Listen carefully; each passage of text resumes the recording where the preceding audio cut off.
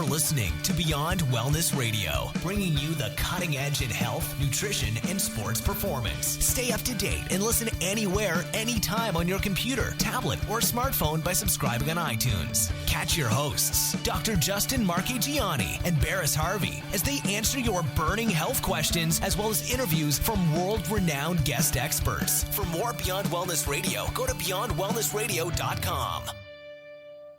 Welcome to another awesome episode of Beyond Wellness Radio. Before we go into today's show, I want to tell you guys about the newsletter. Go to beyondwellnessradio.com and hit the big button that says sign up.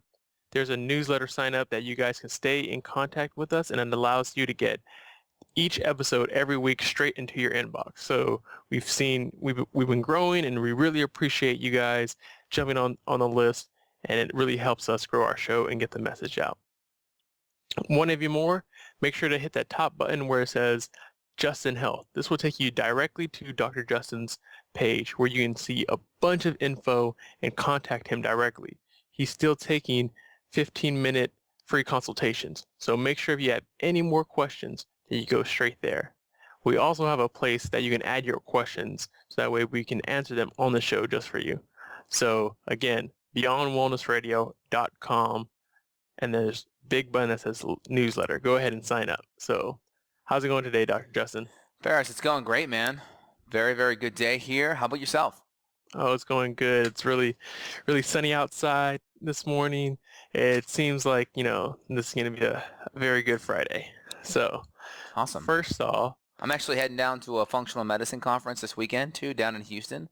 So looking forward to, always improving and growing and trying to bring more to the patients. Definitely. That sounds good. I'm always the same. Like, you always want to get super, super real good in your craft. So that's what you want to hear your trainer, practitioner, doctor is doing. Constantly learning, because there's so much new information every day, right? Absolutely. Yeah, definitely. So first of all, what do you have for breakfast this morning? Today, man, it's just because Fridays when we do this podcast, I just do my butter and MCT in the coffee, a little bit of collagen. Although I did pull out a grass-fed ribeye that I will be having for dinner. So dinner will be some grass-fed ribeye, and we'll do some nice organic vegetable mix, maybe like a spring medley or something like that. Of course, with some butter and a lot of sea salt. Oh, definitely. Yeah, I went ahead and had myself some smoked sausage with eggs, and then I had a fresh avocado from my grandpa's tree. So, I don't know how more local you can get than that. So I know that it didn't travel long distance. It's probably organic. I know he wasn't spraying stuff on it. He just let it be. And man, I could eat like a half avocado as long as you just throw some lime and salt on top. It's basically just like guacamole straight on your plate. So yeah, that tasted amazing. And then what I cooked for dinner, now this is great. You just throw a big old pot roast, sear it, for 5 minutes on each side, because you got to get it brown, has to taste, it tastes good too. Then you throw it in the crock pot over a bed of some onions and cook up some red curry sauce, and then let that marinate, cook in the crock pot for 8 hours. Yeah, you'll have a nice looking stew. That's awesome, man. Love it. Definitely. So in today's podcast, we wanted to talk about our immune system. We mentioned previously that we would dive in, and because it's so in depth. You're about to jump in, Justin? Yeah, that sounds good. So we talk about our immune system. We kind of talked about it last time in regards to vitamin D. So if anyone missed that podcast, check it out. But if you missed it, here's kind of the Reader's Digest summary. Vitamin D helps with our T regulatory cells. And our T regulatory cells help balance our Th1 and Th2 immune system branches. So imagine Th1 is like our cytotoxic immune system. This is like the special forces of our immune system. This is the Navy SEALs, this is the Delta Force, this is the Green Berets, this is the Army Rangers. These are the people you send in there first when our defense system has been broken. When a virus or bacteria or some type of critter crosses enemy lines, these are the people we send in first. So this is our Th1 immune response. We have our Th2 immune response, which is more of our humoral or our antibody-based immune system. These are like the infantry that wait way behind to get word back from the special forces whether it's safe to go in, whether it's ready to go in. Now, in real life, it takes about 7 days or so for our humoral or our antibody immune system to kind of get geared up and start attacking. So a lot of people notice like that 1 week window is kind of the period when they're sick a lot of times, and they start feeling better after a week. And that's because that Th2 or our infantry type of immune response is now gearing up and really coming to the battlefield. Now, when we deal with Th2, this is kind of the part of the immune system that we're trying to boost up with a vaccination, right? So if you get a vaccination, you're going to try to boost up this branch of the immune system. Now, I'm not a big fan of vaccinations in general because of the other adjuvants and additives and other compounds in the vaccination that actually can suppress your immune system. And not to mention, there's been some research that vaccinations, by boosting up the Th2 response really high or artificially, it can actually lower your Th1 immune response. And this is really important because you want to have a strong special forces, so when you first get exposed to a critter, you don't even want to get sick. You don't even want to be down for 24 or 48 hours. You want to just feel that sniffle or feel a little scratch in your throat, and you want to be able to boost that Th1 and get over that and squash those bacteria or viruses or critters really fast. So I'm going to give you a second to kind of ask some questions and break it down a little, Barris.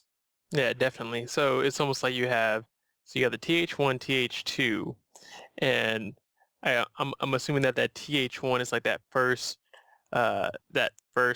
bomb, that first attack, and so if you get sick, let's say you get really sick, it's basically when you get a bunch of those critters, you got the Th1 goes, explodes them up, but there's still a lot of critters coming in. So you're like, hey, we need some backup.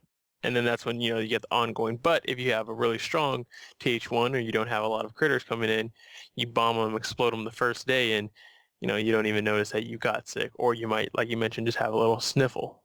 Correct? Exactly. Yeah, So you definitely. have like your CD8. These are like your natural killer cells. This is like the sniper of like the Navy SEAL, right? This is like the guy coming in there first, really clearing out the battlefield. We have our CD8 and CD4. Our CD4 are like our helper cells. So they're kind of like radioing back to everyone and just letting everyone know what's going on, while the CD8s are the ones that are really out there first and foremost, really trying to do what they got to do to help out and communicate what's going on. Does that make sense? Yeah, definitely. And a lot of times, I'm just writing the notes as you speak. yeah. So a lot of times here, for instance, with low vitamin D, or we'll even see it with estrogen dominance, for instance, we start to have this decrease in the CD8 to CD4 ratio. So ideally, we should have twice the amount of CD8 to CD4. So it's kind of like a good rule of thumb. And a lot of people, the CD8's dropping while the CD4 is increasing. So we're kind of decreasing that ratio. So we want like more special forces. We want more snipers. We want more guys out in front of the situation than the CD4s and overall the infantry. That's how we get over colds and infections super fast. Yeah, definitely. We want those more, basically we want more frontline guys, right? Exactly. We want to make sure we prevent having to fight them on our own terrain. Let's try to get them in this middle ground as fast as possible. And vitamin D kind of plays in there because vitamin D helps balance out that Th1 to Th2, which is great. And it also helps with the Th17 system, which helps balance and modulate the immune system as well. And vitamin D also increases this antimicrobial peptide called cathelicidin, which is great because it has antibacterial activity. So if we get bacteria coming on board there, it can definitely help eradicate it. Yeah, definitely. So we mentioned just some of the physiology that's going on. Let's just, before we kind of jump into the next step, what would make someone get sick generally? I know it could be a million things, but generally, like what's happening with someone with a weaker immune system, and what can we say is a stronger immune system? What prevents us from getting sick? Well, let's just look at stress. And I don't like the word stress by itself because it's very abstract, right? Yeah. So stress in general creates a response. So this could be emotional stress, just, work, family, friends, finances, whatever else is going on in your life. It could be emotional stress, physical stress, right? Working out too hard. It could be underlying chemical stressors like an infection or you eating too much sugar. All of these things are going to create stress, and one of the stress hormones we create is a glucocorticoid called cortisol. And cortisol is known, you can just go Google in the literature, type in glucocorticoid or cortisol and type in inhibition of Th1 immune response, and you'll find lots of studies that excessive cortisol or stress hormones will actually decrease our Th1 immune system.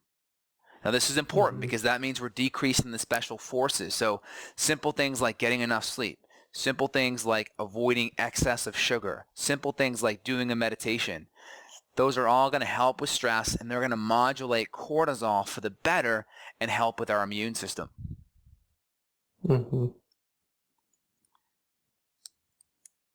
Any questions there, Barris? Do you want to break it down at all? Yeah, so you mentioned cortisol and that being our stress hormone. And so basically we have to remember, and you broke down like how stress, it's not just mental emotional stress, but anything that's causing this cortisol increase, this fight or flight response, whether that be acute or chronic, is decreasing or inhibiting our production of Th1. So what's going on here is your body has two choices. It's either saying, hey, we got to attack this thing, we got to run from this line, we have to do this because we need to survive now, and we're not too worried about fighting those long-term infections, at least right now, because my cortisol is so high. And what's happening is if we have that constant stress, we are constantly doing that and just focusing on the next kind of 2 minutes, almost like if someone's poor, they might not be thinking about their future and why it's important to save up or do all these things that we say we should do, but no, they're focused on the right now, which can, in a chronic state, be very dangerous. Exactly. So what we see today with a lot of the over-vaccination is we see this hyper Th2 dominance. And what characterizes this hyper Th2 dominance? We see lots of allergies, asthma, right? We see lots of eczema, more autoimmune conditions. And this is characteristic of an increase in Th2 response. And also with toxicity, we're depleting our body of a lot of our master antioxidants, one being glutathione. So when we decrease glutathione, that can help basically shift us more to a Th2 response. So it's important, right? Glutathione is made from protein, sulfur-based amino acids, cysteine, glutamine, glycine. This is what's making glutathione. And if we're just stressed out by getting exposed to toxins, or we're just stressed in our life, or we're just not getting enough of these nutrients in there, low glutathione will shift our immune system more to the Th2 side of the fence. Toxins as well. I mean, you can go out there and Google mercury and Th2 dominance. You'll find higher levels of mercury correlating with Th2 dominance. You'll also see it with certain minerals like zinc. Zinc is really important. There's this compound called zinc fingers. There's this like epigenetic trigger that zinc has on our body and our immune system. And zinc can beneficially affect our immune system. So does selenium. So these are important micronutrients that if we're low in because of, let's say, leaky gut and malabsorption issues, that can definitely skew our immune system away from a beneficial Th1 to Th2 ratio. And you mentioned that we can possibly be low in these nutrients. You suggest testing so that way you can kind of get an idea of what are you low in and trying to get, kind of what's causing this, or is there, or it's like common causes, like if you had low zinc, there's a possibility of X, Y, and Z happening behind the stage. Like where would somebody go from here? Well, like for simple nutrients like zinc, we can easily do a zinc tally test, which is like a liquid zinc sulfate that you just take a shot of it. And the better the zinc tastes in your mouth, the faster and the better it tastes, the more deficient you are.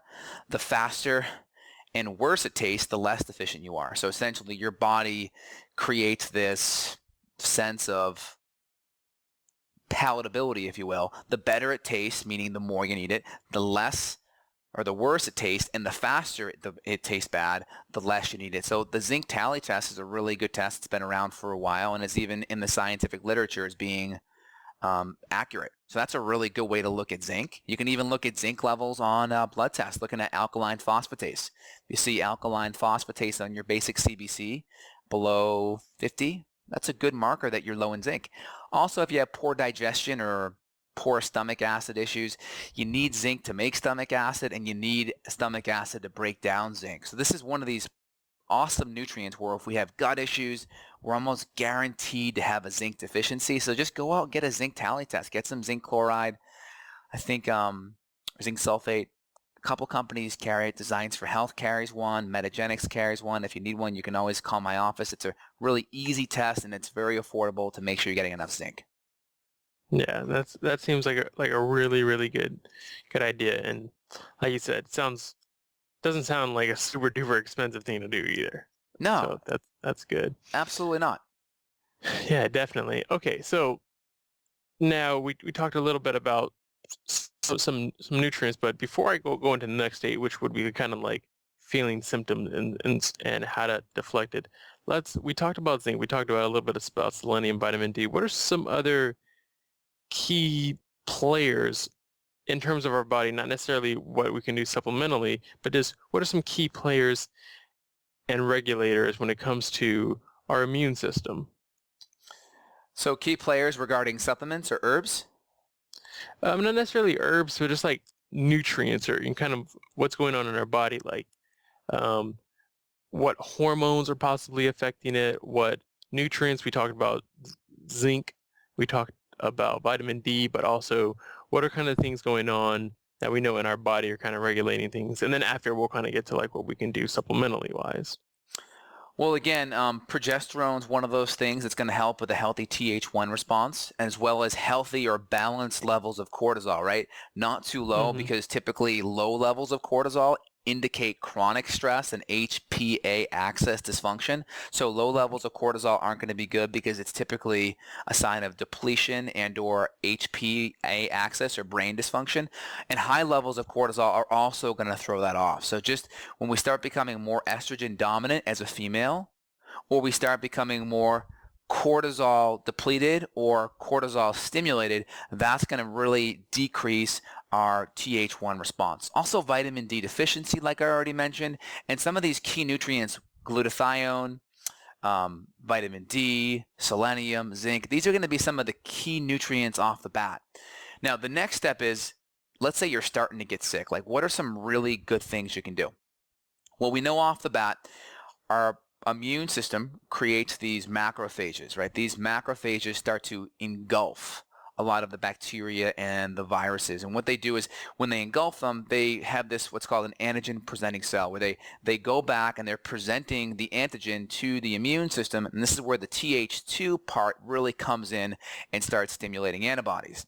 But the goal is if we can have really strong macrophages, we can really gobble up and kind of sequester and isolate a lot of these critters from gaining a foothold. So certain things can be very helpful. Like vitamin C, for instance, I did a video on this where the vitamin C will actually go into the cell, and the concentrations of vitamin D get very, back up. The concentrations of vitamin C, C as in cat, get very high in that macrophage, and the body uses that as a means to attack and engulf the virus or bacteria. So here's the interesting thing. If we're sucking vitamin C into that macrophage to engulf that bacteria, it's called phagocytosis, we're engulfing it. If we're sucking vitamin C in, well, the vitamin C molecule looks very similar to glucose. So if we're eating too much sugar, our body will suck in glucose along with vitamin C, and the glucose will crowd out vitamin C. It'll crowd out the receptors for vitamin C in that macrophage, and it will prevent the vitamin C from being able to do its job and have an antioxidant effect and kill the bacteria. So if we can cut out the glucose and we can get vitamin C maybe even up to 7 or 8 grams a day, that's going to significantly help our macrophages and this whole process known as phagocytosis to really work. So if we up our vitamin D and if we up our vitamin C, that's going to allow all these critters to really be gobbled up by these macrophages. Basically, that means don't down a bunch of orange juice when you're getting sick and saying, oh, well, vitamin C, because you might not have that right balance of glucose to vitamin C. Exactly. And there's been a lot of research. I posted one in an article I did last year by the American Journal of Clinical Nutrition in the 70s, talking about, what did they say? It was 100 grams of glucose inhibited Hmm. the immune system by 50% for 5 hours. Yeah. And it took up much longer for it to actually come back to normal. And they compared like a glucose solution versus starch. The starch even decreased a little bit, but it was far more with the actual glucose drink. So let's correlate this to like high fructose corn syrup, because fructose is even more damaging because glucose can be taken up by the muscle primarily, where fructose goes to the liver. So I Hmm. hypothesize, I haven't done a peer-reviewed research search on this. I could do it now as we talk, but I guarantee you if you're going to look at fructose and immune function, you're going to see significantly more damage or inhibition of the immune system with fructose. And that's what's going to be in all of our soft drinks, which are being consumed at record levels today. Yeah. So basically, it's better to eat the orange, and probably better if you throw an orange in a smoothie than to just drink orange juice. Because Exactly. at least you're getting a better balance, right? Exactly. Yeah. Exactly. So definitely. So vitamin C, a major role, and I think even a lot of people, even the mainstream, know about this. Sometimes it's just the route of consumption needs to be a little bit better. What you just said regarding sugar not being the way to go and consuming real sugar. We want to consume actual real foods because you get the fiber in there, you get the pectin, and you get a whole bunch of nutrients. And typically, like for instance, in orange, you're going to get a whole bunch of vitamin C as well, where you're not going to get any of that nutrition when you're eating refined sugar. Yeah, definitely. So, what are some other things? What are some herbs that you might take if you got sick? So some of the things that I'm going to do off the bat if I get sick is, one, I'm going to hit vitamin C up very high, up to 8 or 9 grams a day. And don't be afraid. If you hit or max out your vitamin D, you'll get loose stools. You'll get diarrhea. So if you go too high in the vitamin C, not that big of a deal. And a lot of times people say, well, you should get your vitamin C up to maximum potency so you do get diarrhea, so you know that you're flooding it. And I typically use a vitamin C that's an ester C. So it's got a lot of the extra nutrients and bioflavonoids along with the ascorbic acid. It tends to work a little better. Yeah, and just a word. You ever tasted an ester C versus just a by itself? It usually tastes a little bit better too. Some. I mean, some of them will put flavoring, but if you want like the really good ones where you can put a lot of vitamin C in your system, like when you're really sick, um, yeah, you just got to make sure the source sometimes, because sometimes it can taste pretty gross. Yeah, and like vitamin C is going to be helpful, like I said, with the macrophages, and just a good ester C is going to be helpful. Now, we can also do herbs, right? I'm a really big fan of astragalus. Astragalus helps Hmm. with the Th1 immune response. It also helps with your body pumping out antibodies. So we kind of talked about antibodies as being like part of the Th2 system, right? It's the antibodies, the late stage antibodies, typically the IgG, but the astragalus will also help with the IgM. And these are the antibodies that come onto the scene really, really fast. So the IgM really gets Hmm. stimulated. Definitely. The IgA will get stimulated. This is like our protective mucosal barrier that lines our gut and our nose and stuff. So it's very helpful to have protection in the nose and all those mucous membranes. Hmm. And if we do that with some reishi mushroom, reishi is awesome because it has a lot of these compounds called triterpenes. And these Hmm. triterpenes are really powerful at actually deactivating viruses. So very Hmm. good. So if you're getting viruses in there, you can take reishi, up to 3 to 4 grams per day, spread out over the course of a day, and you can take astragalus along with it, and it's very potent at stimulating the Th1 branch, also deactivating viruses, and it's also very supportive to the immune system. A lot of these things have been around for thousands of years. You wouldn't know it based on conventional medicine's uh, uh, inadequacy of sharing it or putting it out there. I mean, you go to the ER, Like the only thing maybe you'll get talked about is maybe Tamiflu, which, decreases the symptoms of the flu, I think, maybe a day or a day and a half. But again, the question is, are you really making your immune system stronger? Because just because you decrease the symptoms, you may get sick again. You may relapse right after that because you're not actually strengthening the immune system.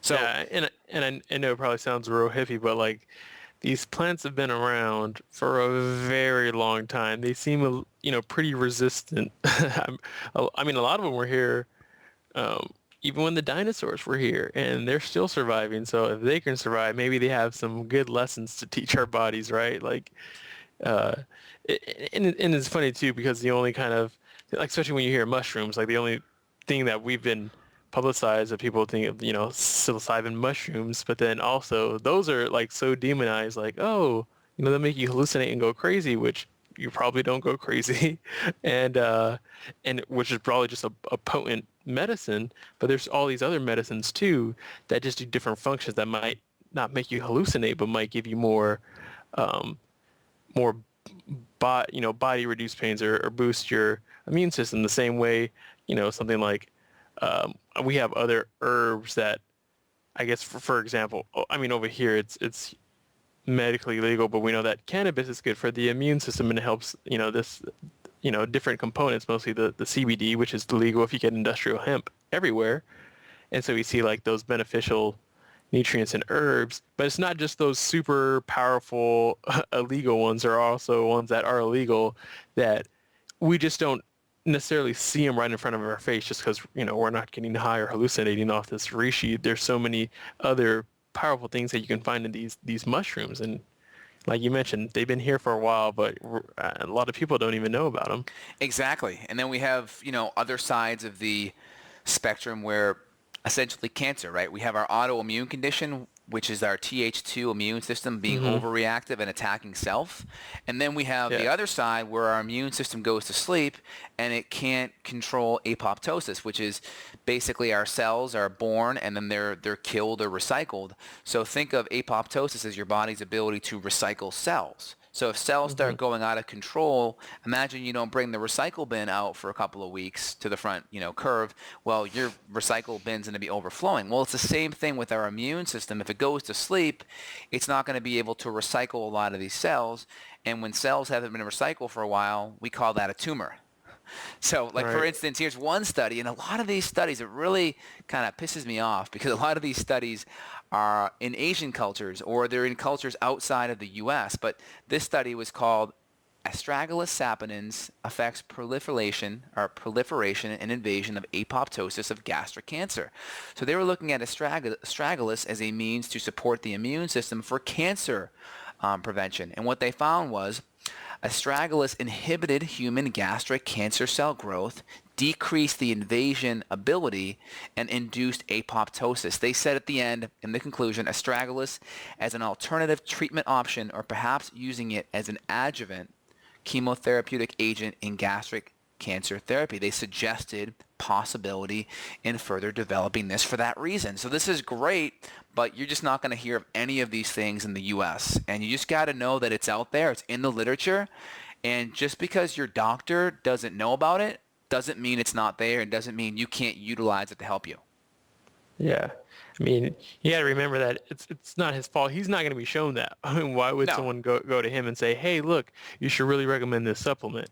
Because what he's taught and what's pushed on him is going to be from different companies saying, hey, look, this is what is the new thing. This is what you need to be showing your patients. And if you don't, then, we're probably going to have a problem, right? Exactly. And we got to just know that the major journals like JAMA, New England Journal of Medicine, right? These journals, look, just go get one. Go into a hospital and look at the lounge. I used to work in a hospital for years in surgery, and just pick up one of these journals because the doctors don't have time to really read the small journals. They're going to be reading the big major journals, and if you look every 4 or 5 pages, you're going to see a drug ad in the journal. And the drug companies have a major effect at choosing what gets into these studies. So you're going to see it in more obscure journals. A lot of this information, you're not going to see it really in the big mainstream journals. It's just not going to get there. And your mainstream doctor is just only going to be skimming through the abstracts of these mainstream journals in these, when they have just a few minutes of time. So they're not going to get access to this great info. Yeah, definitely. Okay, so we talked about some things we could do. Reishi mushrooms, astragalus, these powerful herbs. Um, Also mentioned vitamin C. What are some of the symptoms, or what are some of the things that we do? Because of course, like sneezing or doing something that's kind of obvious. But are there any things that we might notice like quickly that can kind of tell us, something's off. Maybe I should boost this before I really get sick. Like we wake up in the morning, we might have a scratchy throat and ignore it. Like what should we do like right then? So the first thing, as soon as you start getting a little bit headache, a little bit achy, slight bit of a scratchy throat, slight bit of a runny nose, you want to pound these herbs. I mean, my stack, my go-to would be to up vitamin C. I would even up vitamin D up to 1,000 IUs per pound of body weight. I'll say that again, 1,000 IUs per 1 pound of body weight. So if I'm 200 pounds, yes, that's 200,000 units for 3 days. Don't do it for kids. Don't do it for anyone breastfeeding. But this is going to be where you want to be at to get your vitamin D maximized, because that's going to have a upregulating effect on getting your immune system regulated. They've done it in Europe with these protocols for a while. They've even done studies where they've given vitamin D intravenously for tuberculosis patients, and it's had an amazing effect at upregulating the immune system. So I would do vitamin D at that super high level for 3 days. I would up the vitamin C, and I'd come back down afterwards to a reasonable amount, maybe 10,000 a day. But I would do vitamin C up to bowel tolerance. I would hit the reishi up for anywhere between 3 to 5 grams per day. I would increase the astragalus, and then I'd also take silver. Now, not all silver is created equal. I recommend reading Gordon Peterson, PhD. He's an immunologist who wrote a book on silver. You just Google him on Amazon. He's got a great book out there. But he's created a product called Silver Psyllin or Silver Sol. It's a 10 part per million silver. It's very pure, so you're not going to develop blue skin or gray skin by drinking it. A lot of people out there always ask me that on the internet. They're like, hey, how about silver? Your skin's going to turn blue. Again, it's all dependent upon quality, right? The grass-fed ribeye I'm having tonight isn't the same quality as the meat at McDonald's. So we got to kind of look at things in that same perspective. So silver, right. A teaspoon, anywhere between 5-6 times a day spread out is going to be very helpful, because the silver is going to bind to these viruses and bind to these proteins and essentially destroy them. And it's very, very safe on the body, and the body excretes it, 99% of it within 24 hours. Gone. Mm-hmm. So that would be my stack right there. Silver, vitamin C, astragalus, and reishi mushroom. And if you wanted to go a little bit more crazy on there, you could add some echinacea. Echinacea and golden seal work phenomenal. That would be a really good stack to add. And you can also add some vitamin A. Higher dose vitamin A. Jonathan Wright will add up to, I want to say 100,000 units. Again, don't do it if you're pregnant, but 100,000 units of micellized or sublingual liposomal vitamin A is very good. Combining it with vitamin D works phenomenal as a way of boosting up your immune system. Definitely. Are there any practices that you might do? Meditate, sauna, sleep extra. What are some of the activities that you might do, or how might you change your environment? Okay, so we talked about cortisol and how it affects the Th1. So meditation will be helpful, definitely, because that's going to help modulate cortisol for the better, right? Cortisol is better balanced. We're going to have a better immune response. That's one right there. A sauna can be very helpful. Remember, our immune system is very heat sensitive. So our body will heat up just a little bit because a lot of the bacteria that tend to cause sickness, they're mesophilic, meaning they survive at medium temperatures, right around body temperature, 98, 99 degrees. So the response the body does is it wants to increase temperature just a bit so it can actually kill the bacteria. Kind of like if you had water in a stream and you wanted to clean it out, you may boil it for a period of time to kind of clean it out. That's kind of the same mindset here with what we're doing with the immune system. And, I've done research on this too, that you don't really have to worry too much about febrile seizure or seizure from having a body temperature too high. The immune system won't go over 105 degrees for the most part. So 104, 105, I'd even say is safe for your immune system. I mean, again, a lot of parents get really concerned and they want to give their kid a Tylenol or a ibuprofen, which is like a pyrogenic. It helps decrease fever. But in my opinion, the body is doing something that's really important. So if the fever is, Yes. 105 or less, I think let the body burn out the bacteria. It's doing that to kill it. It's mobilizing calcium. It's creating this immune response. It's essentially boiling the water up so we can kill a lot of this bacteria. So I know it's hard for most parents and most Ooh, people that's to get a little scared because of, brain damage and these febrile seizures, but there's a good body of research out there that if you're not going to go over 105, and it's very rare to go over 105, 99% of fevers don't go over that, so you're going to be pretty okay. yeah. So basically, just be mindful and check the temperature. If it's getting to 106, 107, then maybe you can go ahead and maybe use it. Oh, had a timer on. I was just thinking. I was like, oh, we probably won't go over that. So basically, that's a really good way to say it is when you said it's almost like you're just kind of boiling off the water, right? You're just trying to kill the extra bacteria. I've noticed that with myself. I if I get a fever, I will let the fever do its job because I know, hey, it's killing the certain bacteria. Same way when you cook, like you're cooking to kill bacteria for the most part. Also, food generally tastes better that way, but it's usually to kill off a certain amount of bacteria. And then so saunas, they're going to get you, not only do we have certain, like you mentioned, immune responses to heat, and we have these heat shock proteins, but also we have to remember that if we can get our body, we can be in a sauna and get into a temperature that's pretty high, and people go into a sauna every day after a gym, having a fever is probably not going to be that bad, right?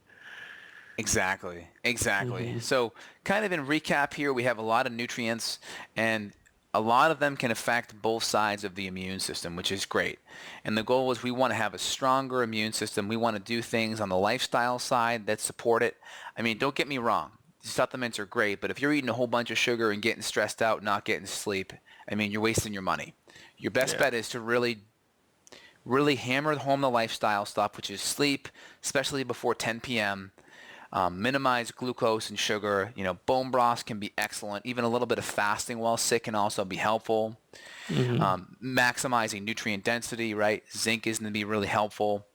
And then once you got everything else dialed in, then adding in some of these herbs, picking 2 or 3 of these herbs or even 4 or 5, depending on, let's say you got to get up the next day and you got to be at work or you got an event and you can't afford to be sick. Well, I recommend having your medicine cabinet of 3 to 5 things there on tap. And as soon as you feel the slight bit of sickness, that can make a difference of you being sick or not feeling well for a few hours or a few days. So if you Yeah. jump on it fast, that's going to be huge. So my stack, again, is I have silver, I have astragalus, I have vitamin C, I have vitamin D, and I have reishi. That's my stack. My 5 things that are in my medicine cabinet at all times. And I will hit those things hard, and they make a huge difference. And that's why I'm almost never sick. And it's great because when you're flying and you're doing all these things, people are so paranoid about, getting sick. And I know my immune system will be able to handle it. And also, if you Yeah. know you're going into stressful situations, right? You know you're going to be around a whole bunch of sickies. You know it's the holidays. You may be eating a little bit more sugar. Maybe you're around some family that will be stressing you out.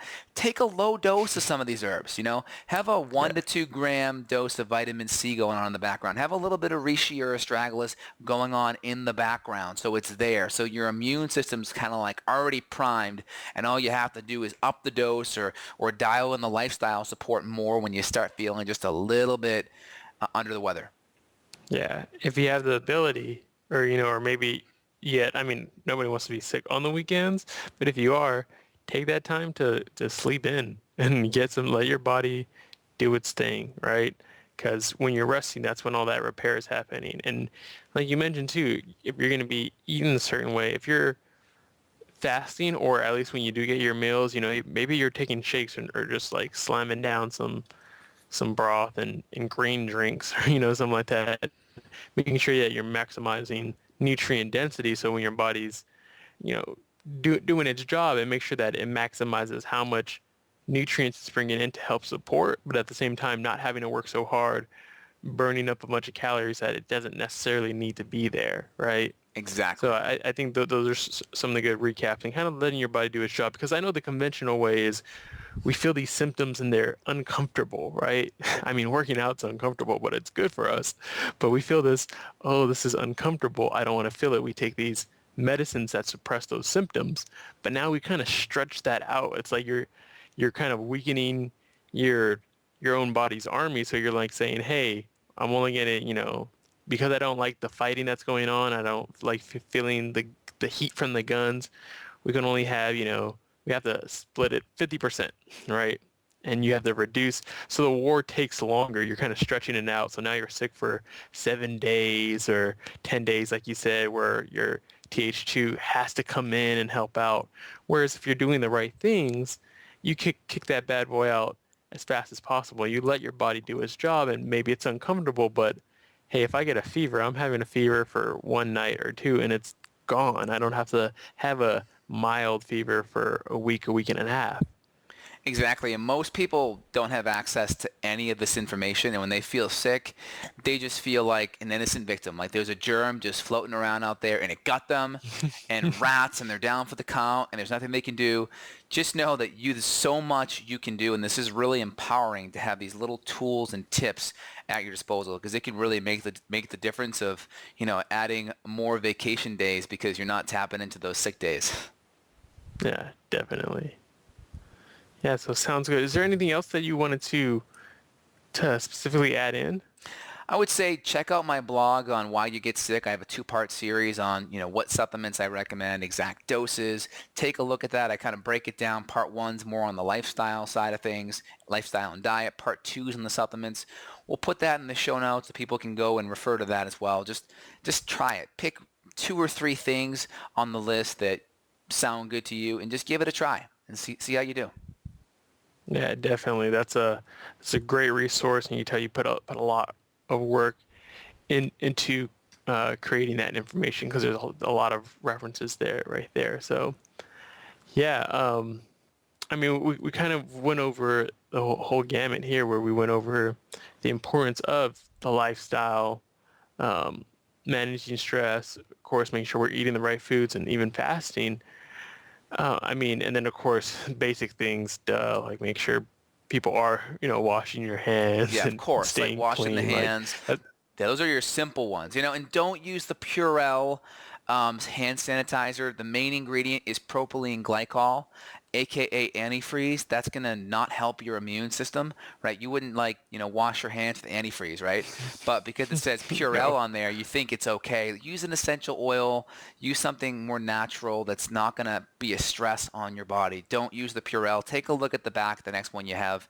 You're going to see propylene glycol. Type that into the Google machine. That's antifreeze. Don't do it. Yeah, don't do it. I think what's the company? I think EO. Yeah, EO. They have a great lavender and a lemon one. Yeah, I use right. both of those. They have a spray. That's a better way to do it. I keep that in my bag. If I'm on a flight, I'll just spray that on my hands and just wash that. And also, a lot of the soaps, they have tricycline in it, and they have other antibiotics, which, again, not going to be good for your immune system in general if you're always being exposed to it. So, good soaps. Ideally, coconut-based soaps tend to be good because of the lauric acid that's in coconut. That's antimicrobial. It's natural. Hmm. And essential oils like the EO one's a really good one to wash your hands or just sanitize your hands with. Yeah, definitely. Yeah, so that sounds good. I think we covered a lot of the basics, making sure that people are eating right, what to do right after, and what's kind of the physiology happening behind that.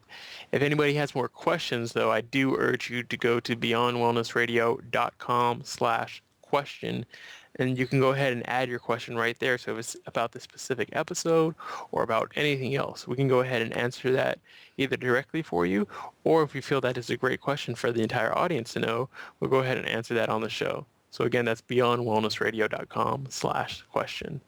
Anything else, Dr. Dustin? That's it, Barris. Sounds good to me, man.